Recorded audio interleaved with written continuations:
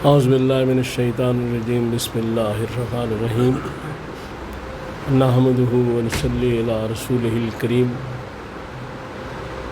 انتہائی قابل احترام سامعین و حاضرین، مجھ سے اچھے لوگوں، السلام علیکم ورحمۃ اللہ وبرکاتہ۔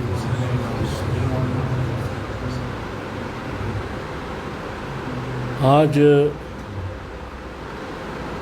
اوصاف متقین کے بارے میں گفتگو کرنے کی کوشش کروں گا قرآن اور حدیث کی روشنی میں۔ سورہ بقرہ کی ابتدائی آیات میں یہ بات کی گئی ہے کہ قرآن جو ہے یہ ہدایت ہے متقین کے لیے، اور ان کی نشانیاں کچھ بتائی گئی ہیں۔ الذین یؤمنون بالغیب، سب سے پہلی بات یہ ہے کہ وہ غیب پر ایمان رکھتے ہیں، یعنی کوئی شے انہیں نظر آئے یا نہ آئے، اللہ کہہ دے تو وہ اس کو سمجھتے کہ ہے۔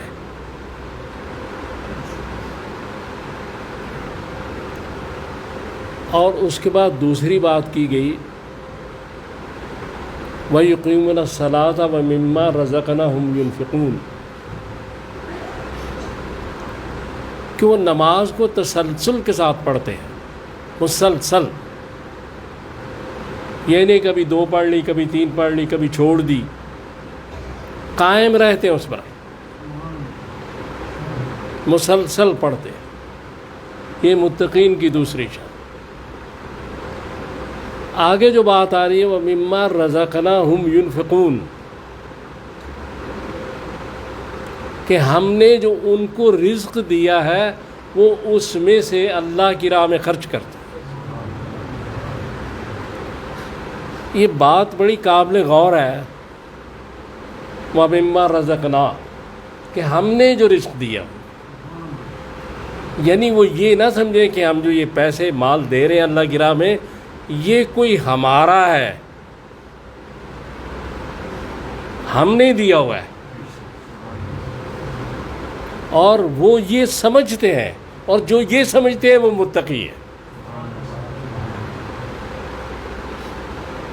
تو یہاں یہ بات کی گئی۔ اس کے بعد پھر اسی بات کو آگے بیان کیا گیا قرآن میں کہ جو سورہ آل عمران کی آیت نمبر 115، اس میں یہ بات کی گئی کہ یہ جو لوگ ہیں یہ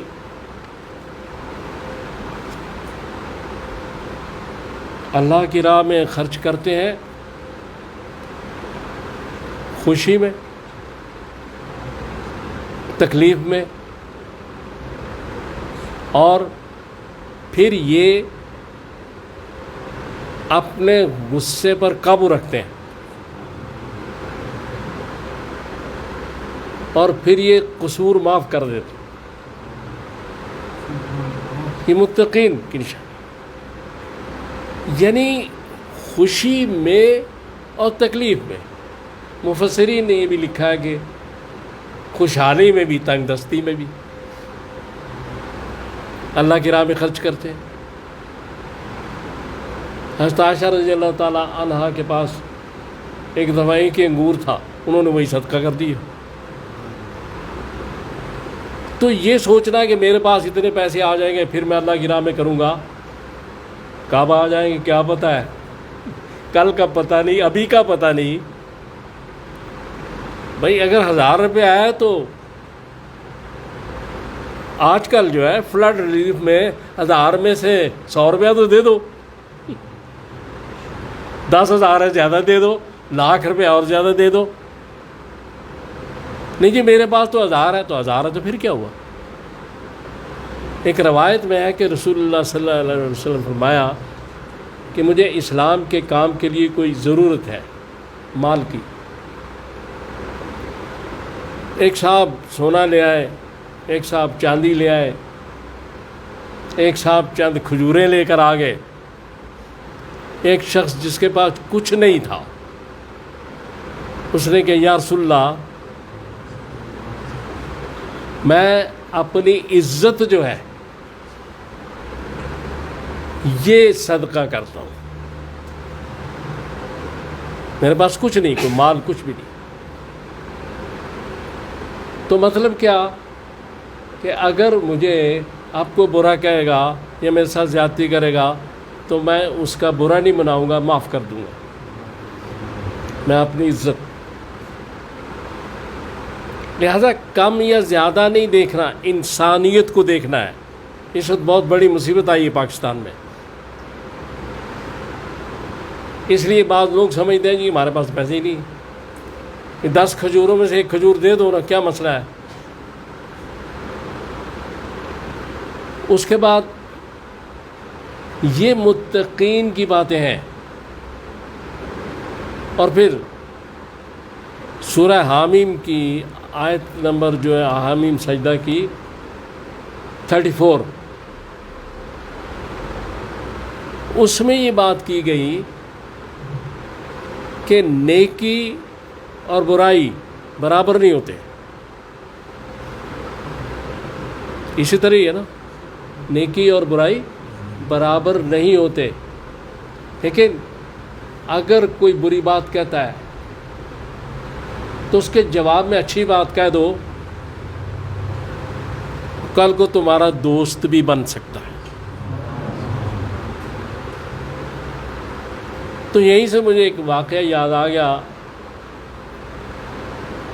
امام زین العابدین کا، کہ وہ ایک شخص آیا، اس نے آ کے ان کو برا بھلا کہنا شروع کر دیا، بہت زیادہ برا بھلا کہا۔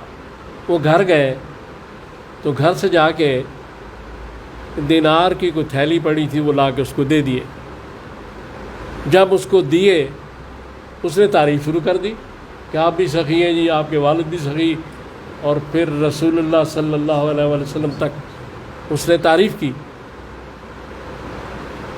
تو کسی نے پوچھا کہ یا امام، کہ اس نے تو آپ کو برا بھلا کہا، آپ نے ایسا کیوں کیا؟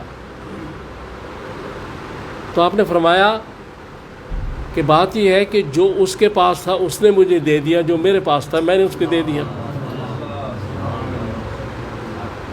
تو وہ قرآن کی جو بات ہے کہ کوئی بری بات بھی کرے تو اچھی بات کرو۔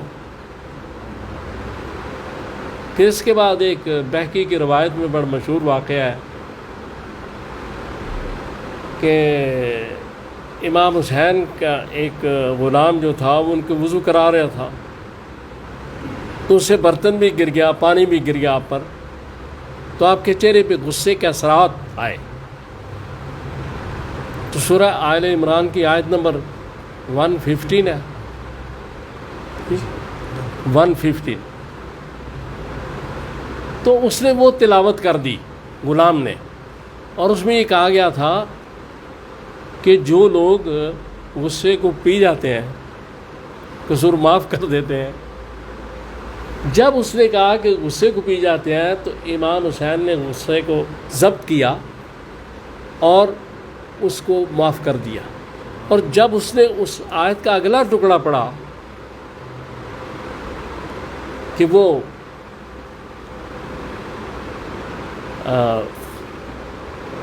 غصے کو پی جاتے ہیں اور معاف کر دیتے، تو جب اگلا ٹکڑا پڑا تو انہوں نے اس کو آزاد کر دیا۔ اب یعنی یہ چیز دیکھیں کہ یہ چیزیں ساری تقوی ہیں، یہ تقوی کی طرف لے کے جاتی ہیں، تقوی کی منازل ہیں، پہلی دوسری پھر آگے، اور تقوی ہی روحانیت ہے اصل بات جو ہے۔ تو تقوی کیا چیز ہے جو میں نے ابھی آپ سے بیان کیا سارا، اس میں کیا چیز سامنے آتی ہے کہ آپ نے اپنا تن من دھن ہر شے اللہ اور رسول کے احکام پر ہر وقت قربان کرنے کے لیے تیار رہنا۔ یہ ہے تقوی. تو اس کے بارے میں پھر اللہ تعالیٰ نے قرآن میں فرمایا ان اکرمکم عند اللہ اتقاکم، کہ میرے نزدیک صاحب عزت صاحب اکرام ہیں وہ لوگ جو اس قسم کے لوگ ہیں، جو متقی ہیں، جو پرہیزگار ہیں. تو تقوی کیا ہوتا ہے؟ تقوی پرہیزگاری ہے. تقوی گناہوں کو چھوڑنے کا نام ہے. جو مسلمان آدمی ہوتا ہے وہ عبادت کو پکڑتا ہے، اللہ کی بارگاہ میں سجدے کرتا ہے، نماز پہ قائم رہتا ہے، لیکن گناہوں کو چھوڑتا ہے. تو عبادات کو پکڑنا شریعت ہے اور گناہوں کو چھوڑ دینا تقوی ہے. تو اللہ تعالیٰ سے دعا کریں کہ اللہ تعالیٰ مجھے اور آپ کو توفیق عطا فرمائے کہ میں نے جو باتیں کی ہیں ہم ان پہ عمل کر سکیں. صلی اللہ تعالیٰ علی خیر خلقہ محمد وآلہ وصحبہ اجمعین برحمتک یا